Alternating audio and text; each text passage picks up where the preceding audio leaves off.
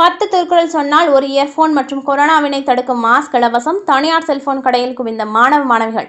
ஒவ்வொருவரும் திருக்குறள் சொல் இலவசமாக இயர்போன் எடுத்து சென்ற மாணவ மாணவிகள் மற்றும் திருக்குறள் ஆர்வலர்கள். உலக பொதுமறையாம் திருக்குறள் தமிழக அளவில் தற்பொழுது பள்ளி மாணவ மாணவிகளிடையே மட்டுமில்லாமல் கல்லூரி மாணவ மாணவிகளிடையும் பெருமளவில் திருக்குறள் கற்கும் ஆர்வம் அதிகரித்து வருகின்றன. காரணம், திருக்குறள் எந்த மதத்தினையும் சார்ந்ததல்ல, எந்த சமயத்தினையும் சார்ந்ததல்ல, பொதுவானது, பொதுமக்களுக்கு பயனுள்ளதாகவும் அமைந்துள்ளது. இந்த திருக்குறள் தற்பொழுது கரூரில் பெருமளவில் ஒப்பிக்கப்பட்டு வருகின்றது.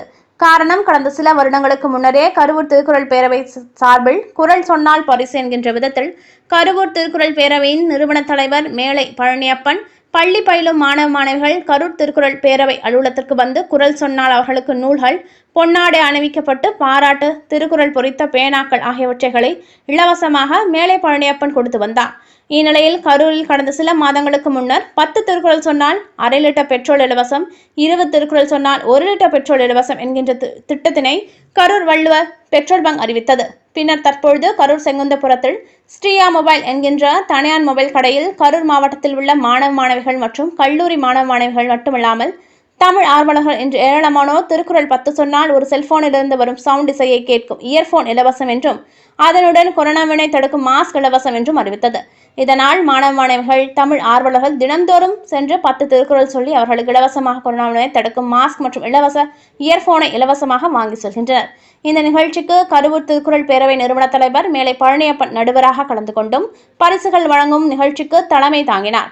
ஸ்ரீயா மொபைல்ஸ் என்கின்ற தனியார் மொபைல் கடையின் நிறுவன பங்குதாரர்கள் இந்த நிகழ்ச்சிக்கான ஏற்பாட்டினை சிறப்பாக செய்திருந்தனர்.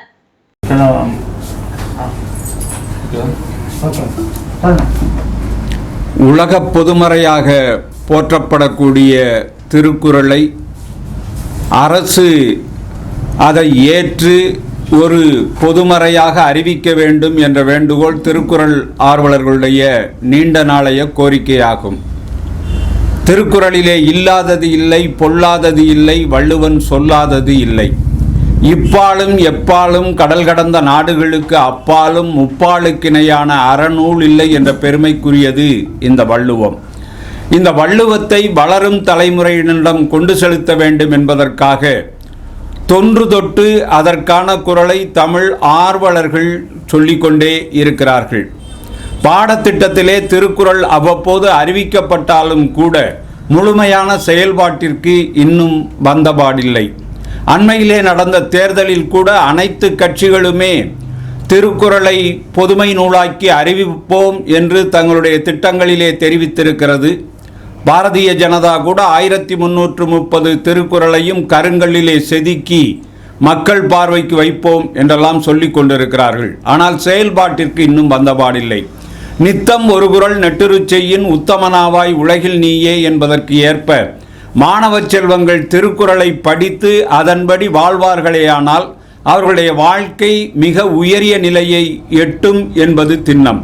இந்த திருக்குறளை வளர்ப்பதற்காக தமிழ் மாமுனிவர் குன்றக்குடி அடிகளார் அவர்கள் தனக்கு அதிகாலையில் பால் ஊற்ற வரும் பால்காரர் ஒரு திருக்குறள் சொன்னால் காலனா பரிசு கொடுத்த வரலாறு உண்டு. கரூரிலே முத்து தேநீர் கடை என்ற தேநீர் கடையிலே அதிகாலையிலே ஒரு திருக்குறள் சொன்னால் ஒரு தேநீர் இலவசமாக கொடுத்த வரலாறு உண்டு. 1330 திருக்குறளையும் சொல்லிவிட்டால் விரும்புகிற பாடத்திட்டத்தை எந்த செலவும் இல்லாமல் கற்றுக் கொடுக்க வள்ளுவர் கல்லூரி போன்ற கல்லூரிகள் முன்வந்திருக்கின்றன. அண்மையிலே 10 திருக்குறள் சொன்னால் அரை லிட்டர் பெட்ரோல், 20 திருக்குறள் சொன்னால் 1 லிட்டர் பெட்ரோல் என்றெல்லாம் இலவசங்கள் கொடுத்த வரலாறும் நாம் அறிவோம். தமிழ்நாடு அரசும் 1330 திருக்குறளை எந்த ஒரு மாணவன் சொல்கிறானோ அவனை திருக்குறள் மாமணி என போற்றி 10,000 ரூபாய் பரிசு வழங்குகிறது. இந்த வகையிலே தான் இன்றைக்கு கரூர் செங்குந்தபுரத்திலே அமைந்திருக்கிற மக்கள் மிகுதும் ஈடுபாட்டோடு இருக்கிற மொபைல் நிறுவனமாகிய சியா மொபைல் நிறுவனம் தங்களுடைய பங்காக இந்த திருக்குறளை வளர்க்க வேண்டும், திருக்குறளை போற்ற வேண்டும், மாணவர்களுடைய திருக்குறள் ஆர்வத்தை உண்டாக்க வேண்டும் என்கின்ற ஒரு முயற்சியாக 10 திருக்குறளை குழந்தைகள் சொன்னால் அவர்களுக்கு பரிசுகள் கொடுப்பதாக அறிவித்து கடந்த 2-3 நாட்களாக பல குழந்தைகள் அதை சொல்லி பரிசுகள் பெற்ற சூழ்நிலையில் இன்று மாலையிலே ஒரு 10 குழந்தைகள் இங்கே வந்து கலந்து கொண்டு தொடர்ந்து வந்து கொண்டிருக்கிறார்கள். இந்த மாணவர்களுடைய உள்ளத்திலே திருக்குறள் படிக்க வேண்டும் என்ற ஆர்வத்தை இன்றைக்கு விதைத்திருக்கிறார்கள். இது விளைச்சலாகி அவர்கள் 1330 திருக்குறளையும் கற்று அதன்படி வாழத் துவங்குகிற பொழுது அவர்களுடைய வாழ்க்கை மிக உயரிய நிலையை எட்டும் என்பது திண்ணம்.